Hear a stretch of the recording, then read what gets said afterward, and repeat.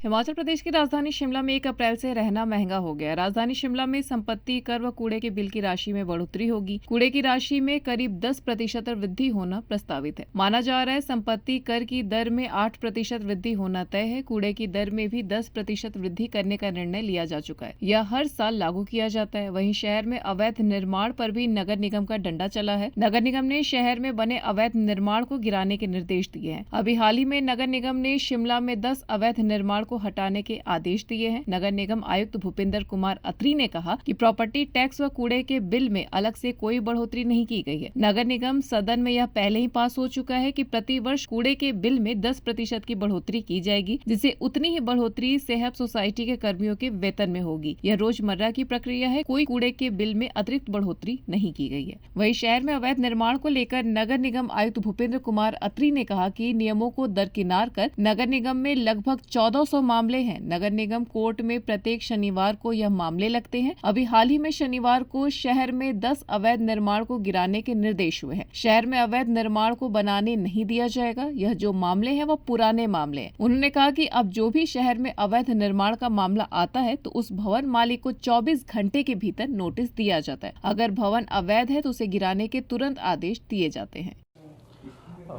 देखिए, इस बार के बजट में हालांकि अलग से कोई टैक्स में बढ़ोतरी नहीं की है, चाहे वो प्रॉपर्टी टैक्स है, चाहे वो गार्बेज का है।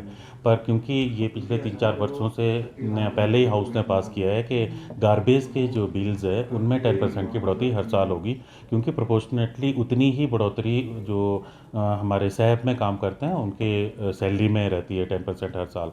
तो ये एक रूटीन का प्रोसेस था जिसमें 10% जो गार्बेज कलेक्शन के बिल है वो बढ़ के आएंगे। फॉर एग्जांपल अभी 118 रुपये अगर पर हाउस होल्ड आ रहा है तो उसमें 11 रुपये के आसपास की वृद्धि होगी। जहाँ तक प्रॉपर्टी टैक्स का सवाल है, प्रॉपर्टी टैक्स में जो 15 फाइनेंस कमीशन का जो ग्रांट हमें मिलती है सेंट्रल गवर्नमेंट से, वो परफॉर्मेंस बेस्ड है आज की डेट में। यानी कि प्रॉपर्टी टैक्स में जो वृद्धि है वो उतनी होनी चाहिए जितनी उस स्टेट की जीडीपी में इंक्रीज जो जीडीपी होगी। तो इसमें भी पहले से ही ये डिसाइड किया गया था कि हम कुछ परफॉर्मेंस कुछ सुधार लाएंगे। जैसे हम जीआईएस मैपिंग कर रहे हैं, पिलफ्रेजेस रोक रहे हैं जो हमारी प्रॉपर्टी टैक्स का है, या कहीं पर कोई रेजिडेंशियल ही टैक्स दे रहा है जबकि कमर्शियल एक्टिविटी शुरू वहाँ पे चल रही है। तो इस तरह के सुधार हम ला रहे हैं, तो कुछ परसेंटेज वहाँ से बढ़ेगी।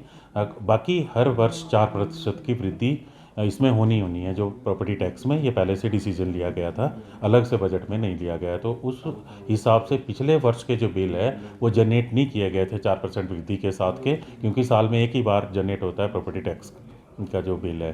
तो इस बार जो बिल हमारे आएंगे वो 8% बढ़ के आएंगे, 4% पिछले वर्ष का और 4% इस वर्ष का, 8% बढ़ के आएंगे। तो ये एक रूटीन का जो प्रोसेस है, जो रूटीन का डिसीज़न है लिया हुआ कि हर वर्ष 4% प्रॉपर्टी टैक्स में और 10% गार्बेज बिल में बढ़ेंगे।